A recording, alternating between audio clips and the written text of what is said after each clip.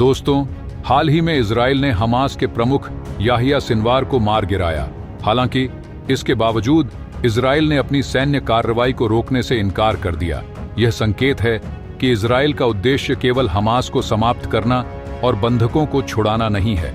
इसके पीछे और बड़े रणनीतिक उद्देश्य हो सकते हैं।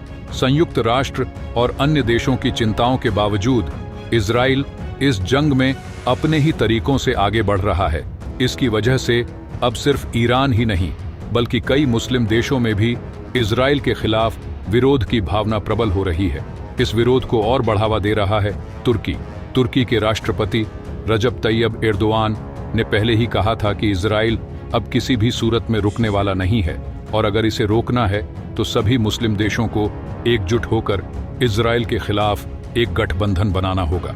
हाल ही में तुर्की के विदेश मंत्री ने भी बयान दिया है कि इजराइल और ईरान के बीच एक बड़े युद्ध की संभावनाएं बन रही हैं, जो एक वैश्विक संघर्ष का रूप ले सकता है। तुर्की ने अपनी सुरक्षा बलों को भी किसी भी संभावित संघर्ष के लिए तैयार रहने के निर्देश दिए हैं। अब सवाल यह है कि क्या तुर्की, जो एक नेटो सदस्य है, अमेरिका के दबाव को नजरअंदाज करके इजराइल के खिलाफ खड़ा हो सकता है?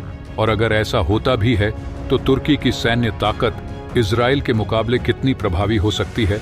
आइए दोनों देशों की सैन्य क्षमताओं और उनकी कमजोरियों का विस्तार से विश्लेषण करें। इजराइल का कुल भौगोलिक क्षेत्रफल 21,900 वर्ग किलोमीटर है, जो एक छोटा क्षेत्र है। इसके छोटे आकार के कारण इजराइल पर संभावित हमले का खतरा हमेशा बना रहता है, खासकर पड़ोसी देशों से। दूसरी ओर तुर्की का क्षेत्रफल 7.8 लाख वर्ग किलोमीटर है, जो इसे एक बड़ा सामरिक लाभ प्रदान करता है। तुर्की के बड़े आकार के कारण यह अपने सैन्य ठिकानों को अधिक दूर और सुरक्षित स्थानों पर स्थापित कर सकता है। इजराइल की जनसंख्या लगभग 1 करोड़ है, जो कि छोटे पैमाने पर है, और यह एक महत्वपूर्ण कमजोरी हो सकती है क्योंकि संघर्ष की स्थिति में बड़े पैमाने पर मानव संसाधनों की कमी हो सकती है। इसके विपरीत तुर्की की जनसंख्या 85 करोड़ से अधिक है, जो कि इसे एक बड़ा जनशक्ति स्रोत प्रदान करती है।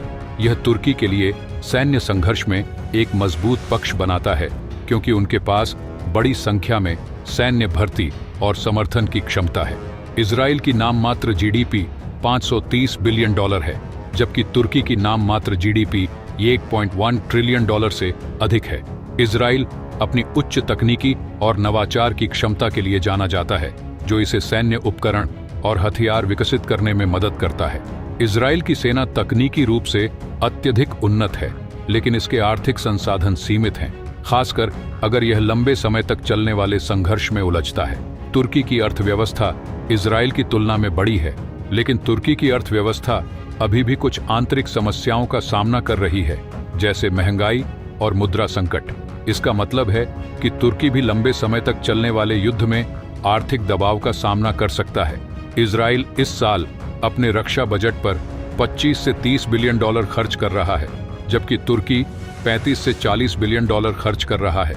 इजराइल का सैन्य बजट ज्यादातर अमेरिका से मिलने वाली सैन्य सहायता पर निर्भर करता है, जो इसे अत्याधुनिक तकनीकी हथियार और सुरक्षा उपकरण उपलब्ध कराता है। हालांकि यह निर्भरता इजराइल की एक कमजोरी हो सकती है अगर अंतर्राष्ट्रीय सहयोग में कोई बदलाव आता है।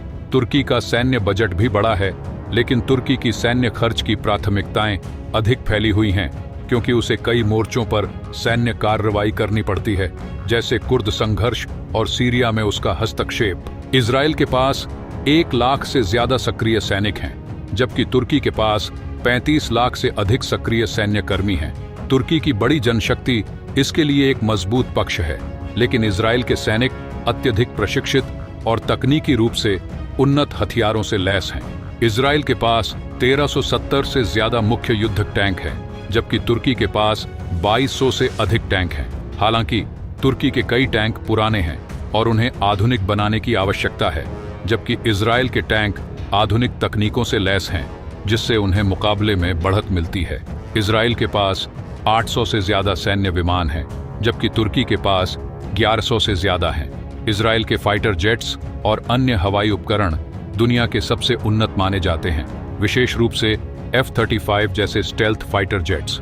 दूसरी ओर तुर्की के पास भी आधुनिक फाइटर जेट्स हैं, लेकिन उसे अमेरिका से मिलने वाली F-35 डिलीवरी पर प्रतिबंध का सामना करना पड़ा है, जिससे उसकी हवाई ताकत में कुछ कमी आई है। तुर्की के पास अटैक हेलीकॉप्टरों की संख्या भी ज्यादा है, लेकिन इजराइल के पास ड्रोन तकनीक और इलेक्ट्रॉनिक युद्ध क्षमताओं में बड़ा फायदा है। इजराइल ने अपने ड्रोनों को दुनिया के कई संघर्षों में प्रभावी ढंग से इस्तेमाल किया है, जो इसकी हवाई युद्ध क्षमता को और मजबूत बनाता है। इजराइल के पास 80 से 90 न्यूक्लियर वॉरहेड्स होने की संभावना है, जो इसे रणनीतिक रूप से मजबूत बनाता है। इसके विपरीत तुर्की के पास अपना खुद का कोई न्यूक्लियर हथियार नहीं है, जो कि उसकी एक बड़ी कमजोरी हो सकती है, खासकर अगर संघर्ष न्यूक्लियर हथियारों तक पहुंच जाता है। नौसैनिक ताकत की बात करें तो इजराइल और तुर्की के पास कोई बड़ा एयरक्राफ्ट कैरियर नहीं है। हालांकि तुर्की के पास एक ड्रोन कैरियर है, जिसे हेलीकॉप्टर कैरियर के रूप में भी इस्तेमाल किया जा सकता है। इसी तरह तुर्की के पास 12 सबमरीन हैं, जबकि इजराइल के पास 5 सबमरीन हैं। तुर्की की नौसैनिक क्षमता इजराइल से काफी अधिक है, लेकिन इजराइल की नौसेना की ताकत उसकी अत्याधुनिक हथियार प्रणालियों और सटीक हमले करने की क्षमताओं में है। इस तरह दोनों देशों की ताकतें और कमजोरियां इस बात पर निर्भर करती हैं कि संभावित संघर्ष किस स्तर पर पहुंचता है।